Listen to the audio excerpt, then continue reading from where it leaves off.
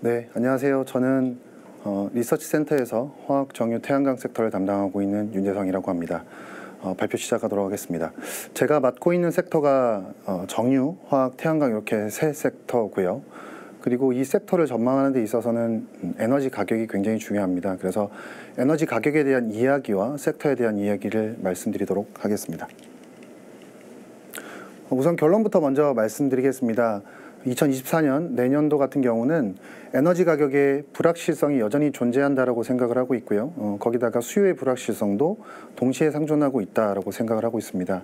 그래서 신규 시장인 인도에 주목할 필요가 있다라고 보고 있고요. 그래서 인도 수요 성장에 수혜를 누릴 수 있는 글로벌 탑티어 업체들만 선호를 하고 있습니다. 그래서 결론적으로 밸류에이션이 확장 가능한 그런 업체들만 탑픽으로 말씀드리고요. 탑픽으로는 SK이노베이션, 금호석유, 롯데정밀, 유니드 이렇게 네 종목을 말씀을 드립니다. 먼저 에너지 이야기부터 드리도록 하겠습니다. 최근에 뉴스를 보셔서 아시겠지만 사실 신재생 에너지 업체들이 고금리로 힘들어하는 사례들이 늘어나고 있습니다. 풍력도 그렇고요. 태양광도 마찬가지 상황입니다. 실제로 오른쪽 그림을 한번 보시면 지난 수십 년간 신재생 에너지의 LCOE는 계속 떨어져 왔었는데 2023년도가 돼서 급등하는 모습을 나타내고 있습니다. 실제로 주가 퍼포먼스도 굉장히 부진한 모습들을 나타내고 있는 상황이죠. 그래서 저희가 기존에는 신재생 에너지들이 전통 에너지원을 빠르게 대체할 수 있을 거다라고 생각을 했었는데 이런 가정들이 깨지는 그런 그림들이 나타나고 있다고 보시면 될 것 같고요. 지난 10월 말입니다. 엑손모빌과 쉐브론이 메가딜을 발표를 했습니다. 이 부분들이 좀 함의하는 것들이 있다라고 생각을 하고 있고요. 저희가 2030년이 되면 석유 수요의 피크아웃이 올 거다라는 걱정들을 많이 하심에도 불구하고 이 업체들이 대규모 딜을 하고 있다라는 것 자체가 결국은 전통 에너지원에 대한 수요 피크아웃에 대한 불확실성이 분명히 있다라는 걸로 해석이 되고요. 그런 불확실성이 커지면서 중장기 경쟁력을 확보하기 위해서 이 업체들이 이런 메가딜을 하는 게 아닌가라고 생각을 하고 있습니다. 그러면 지금 현재 전통 에너지원을 빠르게 늘릴 수 있을 거냐라고 하면 사실 그것도 만만치 않은 상황인 것 같아요. 이유는 이 두 개의 차트를 보시면 됩니다. 왼쪽 같은 경우는 업스트림을 투자할 때 들어가는 코스트, 캐피탈 코스트라고 보시면 되고요. 오른쪽 같은 경우는 다운스트림을 투자하는 데 들어가는 캐피탈 코스트인데 2020년 이후로 이 캐피탈 코스트가 많이 올라간 거를 보실 수가 있습니다. 아마 인플레 영향도 있을 거고요. 고금리 영향도 분명히 있을 거라고 보고 있습니다. 그래서 결론적으로 신재생 에너지들이 약간씩 흔들리는 상황에서 전통 에너지원에 대한 투자가 가파르게 늘어나기 힘들기 때문에 여전히 에너지 가격은 불확실성이 노출되어 있는 그런 상황이 펼쳐질 수 있다고 생각을 하고 있습니다. 이런 전제를 깔고 정유업체들에 대해서 말씀을 좀 드려보도록 하겠습니다. 내년도 증설 같은 경우는 170만 BD 정도가 예정이 되어 있습니다. 올해 대비해서 비슷한 규모라고 보시면 될 것 같고요. 근데 올해와 다른 점은 아시아의 증설 자체가 별로 없습니다. 내년 같은 경우는 멕시코라든지 나이지리아 같은 아프리카나 북중미에서 증설이 대부분이고요. 아시아 같은 경우는 영국 폐쇄가 예정이 되어 있고요. 그리고 중국 같은 경우도 증설이 그렇게 크진 않은 상황이기 때문에 아시아 쪽의 공급 부담은 적다라고 보시면 될 것 같고요. 이 정유업체들이 주로 만드는 PX라든지 BTX 같은 화학 제품들 같은 경우도 왼쪽 차트를 보시면 내년도에 PX 증설이 올해 대비해서 대략 90%가량 줄어드는 모습이고요. 벤젠 같은 경우도 대략 한 60%가량 올해 대비 증설이 줄어들기 때문에 정유업체들 같은 경우는 공급적인 부담들이 굉장히 많이 줄어드는 그런 상황이라고 보시면 되겠습니다. 기본적으로 공급 부담이 없다라는 점 말씀드렸고요. 거기다가 상위 4개 국가들에서 석유 제품의 수출이 줄어들 가능성들이 계속 보여지고 있습니다. 먼저 중국 이야기를 드릴 거고요. 왼쪽 차트를 보시면 중국이 지지난주입니다. 정유 설비의 증설을 제한하는 뉴스가 나왔는데요. 지금 현재 중국의 정제 설비 규모가 1900만 BD 정도가 됩니다. 근데 2000만 BD 이상으로 못 짓겠다라고 짓지 못하게 법령이 내려왔고요. 그러다 보니까 지금 현재 중국에서는 늘릴 수 있는 규모가 6% 정도밖에 되질 않습니다. 굉장히 적은 규모겠죠. 그리고 오른쪽 차트를 보시면 이런 상황이다 보니까 중국의 석유 제품 순수출이 줄어드는 모습이 나타나고 있습니다. 지난 수십 년간 순수출이 늘어왔는데요. 반대로 가는 모습들이 나타나고 있는 상황인 거죠. 그러다 보니까 아시아의 수급 밸런스가 굉장히 타이트해지는 상황인 것 같고요. 향후에 2025년도가 넘어가면 중국 같은 경우는 석유 제품을 순수입해야 될지도 모르는 그런 상황으로 넘어간다라고 보고 있습니다. 다음은 미국입니다. 미국 같은 경우는 지금 재고 자체가 너무 부족합니다. 왼쪽 차트를 보시면 아시겠지만 석유 제품 재고가 10년 내 최저치고요. 등경유 같은 경우는 20년 내 최저치까지 떨어져 있는 상황입니다. 굉장히 재고가 부족한 상황인데 미국에서도 리파이너리 증설이 없습니다. 그러다 보니까 지난 수십 년간 순수출이 늘어왔는데 아마 향후에는 순수출이 줄어드는 그림으로 갈 가능성이 있다라고 보고 있습니다. 그래서 중국과 미국을 말씀드렸고요. 이 국가들은 글로벌 1, 2위 국가이기 때문에 먼저 말씀드린 거고요. 3위 국가 같은 경우는 러시아입니다.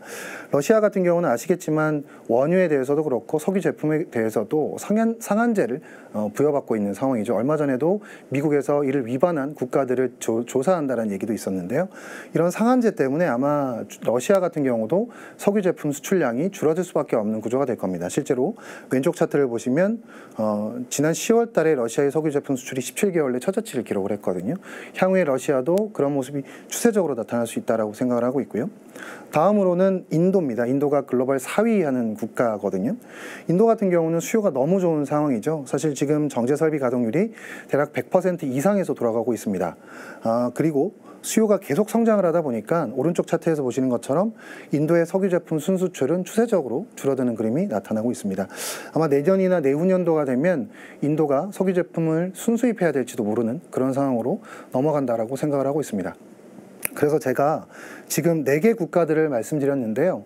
이 4개 국가들의 MS에 합산을 하면 50%가 넘어갑니다. 굉장히 높은 MS를 가지고 있는 지역들인데 이 지역들이 과거에는 순수출을 많이 했던 지역들인데요. 향후에는 순수출이 줄어들 수밖에 없는 그런 구조로 간다라고 생각을 하고 있고요.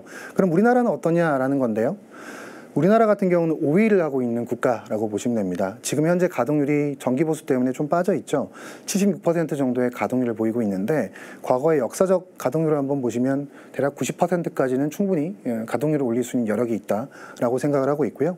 그에 따라서 석유 제품 순수출이 늘어날 수 있는 구조를 갖고 있다고 보시면 됩니다. 우리나라는 좀 특이합니다. 정제 설비 규모는 굉장히 큰데 내수가 사이즈가 작기 때문에 거의 절반가량을 수출하는 국가라고 보시면 되고요. 지금 앞서 보셨던 국가들이 수출량이 줄이면서 글로벌리 쇼티지가 날 수 있는 가능성이 높아지고 있는데 우리나라 같은 경우는 그런 비싼 지역으로 수출을 늘리면서 마진을 취할 수 있는 그런 상황으로 흘러가고 있다고 보시면 될 것 같아요. 그래서 이런 상황들을 종합해 볼 때 정유업체에 대해서는 오버웨이트 의견을 말씀드릴 수 있을 것 같습니다. 다음은 화학이고요. 화학 같은 경우는 수요 개선 가능성이 제한적이라고 보고 있습니다. 과거의 사이클을 보면 2009년부터 있었던 사이클 때가 공통적으로 미국과 중국이 금리를 인하했던 사이클이고요. 최근에 보셨던 2020년 사이클 같은 경우도 금리를 인하했던 동반해서 인하했던 사이클인데 사실 지금 현재 금리 상황을 보면 그런 가능성은 동시에 인하할 수 있는 가능성은 좀 제한적이라고 보고 있고요. 유사한 사이클은 2014년도에 나타났던 중국이 금리를 인하하고 미국이 금리를 인상했던 그 사이클과 유사하다고 보고 있습니다. 그래서 결론적으로 그 당시를 비교해 보면 석유화학 수요가 드라마틱하게 늘어나기는 좀 어렵지 않겠나라고 생각을 하고 있고요.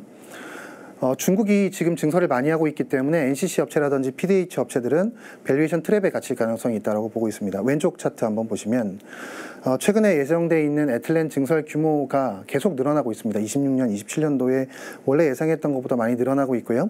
PP 같은 경우는 올해보다 내년도에 증설이 더 많은 상황입니다. 그러다 보니까 NCC 업체와 PDH 업체들은 아마 업황 개선도 제한적일 것 같고요. 밸류에이션 트랩에 갇힐 가능성이 높다라고 보고 있습니다. 그러면 어떤 업체들을 골라야 되냐라는 건데요. 과거에 힌트가 있다라고 보고 있습니다. 2009년도부터의 사이클 같은 경우는 중국이 등장했던 사이클이고요. 2015년부터의 사이클은 유가가 하락하면서 원가가 절감됐던 사이클입니다. 그리고 가장 최근에 보셨던 사이클 같은 경우는 신사업을 영위하고 있는 업체들이 굉장히 주가가 많이 올랐던 사이클이죠. 그래서 이런 아이디어들을 종합해 본다라고 하면 결국은 신시장이 등장하거나 원가 절감이 가능하거나 혹은 신사업이 가능한 업체들, 그런 업체들 위주로 골라야 된다라고 생각을 하고 있고요. 그런 업체들 같은 경우는 대표적으로 아까 제가 말씀드렸던 금호석유화학이라든지 유니드, 롯데정밀화학, 효성 첨단 소재 같은 업체들이 될 거라고 생각을 하고 있습니다. 근데 여기서 이제 조금 더 저희가 기준들을 조금 더 엄격하게 적용을 한다라고 하면 공급 부담이 좀 적어야겠죠. 그래서 공급 부담이 어느 쪽이 좀 적냐라고 하면 타이어 관련돼 있는 체인 혹은 고무 관련된 체인 쪽은 공급 부담이 좀 적은 것 같습니다. 지금 보시는 두 개의 차트가 합성 고무와 천연 고무를 나타내는데 공급 부담이 굉장히 적은 그런 상황이라고 보시면 되겠고요. ECH라든지 가성 칼륨 같은 경우도 공급 부담이 굉장히 제한적인 상황이기 때문에 이런 제품들을 하는 업체들을 골라야 된다라고 말씀드립니다. 마지막으로 저희가 하나 더 보셔야 될 게 재무 구조겠죠. 지금 고금리다 보니까 재무 구조가 좋은 업체들을 고르셔야 될 것 같은데 지금 보시는 앞에 보시는 롯데정밀이라든지 대한유와 금호석유, 유니드 같은 업체들이 재무적인 부담도 좀 덜한 업체다라고 말씀드리고요. 그래서 이 아이디어를 총 종합해서 벤 다이어그램을 그려보면 이런 그림이 나옵니다. 이 세 가지가 공통적으로 해당하는 업체가 제 탑픽이고요. 두 가지가 해당하는 업체들은 아마 이 세 가지가 해당하는 탑픽들이 주가가 오르고 나면 후행해서 좀 올라갈 수 있는 가능성들이 높은 업체들 아닐까라고 생각을 하고 있습니다. 마지막으로 태양광인데요. 태양광 같은 경우는 지금의 문제는 가격 하락이 지속되고 있다는 게 문제입니다. 오른쪽 그림을 보시면 유럽의 모듈 가격이 고점 대비해서 대략 50% 넘게 하락한 상황이고요. 이유는 왼쪽에서 보시는 것처럼 재고가 너무 많아서 그렇습니다. 재고가 너무 많이 쌓여 있다 보니까 가격이 하락하고 있고요.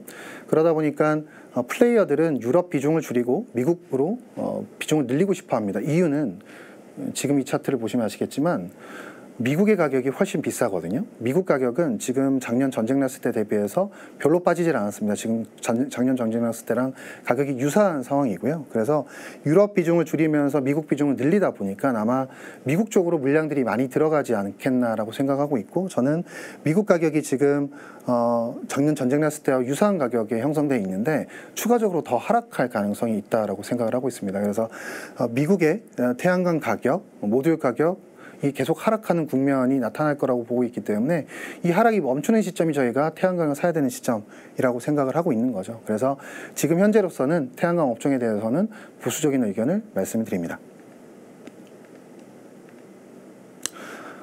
탑픽은 SK 이노베이션. 일단 간단하게 말씀드리면 정유 쪽의 실적 개선세가 뚜렷할 거라고 생각을 하고 있고요. 캐시플로우가 굉장히 좋을 거라고 보고 있습니다. 거기에 더해서 SK온의 수율 개선이 지금 뚜렷하게 나타나고 있기 때문에 밸류에이션 리레이팅이 충분히 가능한 지점까지 왔다라고 생각을 하고 있고요. 사실은 S-오일이랑 비교를 해보더라도 절대가치 측면에서는 굉장히 저평가되어 있는 상황이라고 보고 있습니다. 나머지 종목들 같은 경우는 금호석유, 아까 제가 말씀드렸지만 고무 쪽에 공급 부담이 별로 없어서 추천을 드리는 업체고요. 롯데정밀 같은 경우는 ECH 쪽에 공급 부담이 없어서 추천드리는 업체, 그리고 유니드 같은 경우는 이 가성칼륨이 증설이 굉장히 어려운 품목이기 때문에 이 부분도 공급 부담이 별로 없다라고 생각하고 있기 때문에 추천을 드립니다. 이렇게 네 종목 추천을 드리고요. 추가적인 업데이트는 제가 추후에 방송을 통해서 또 말씀드리도록 하겠습니다. 네, 시청해 주셔서 감사합니다.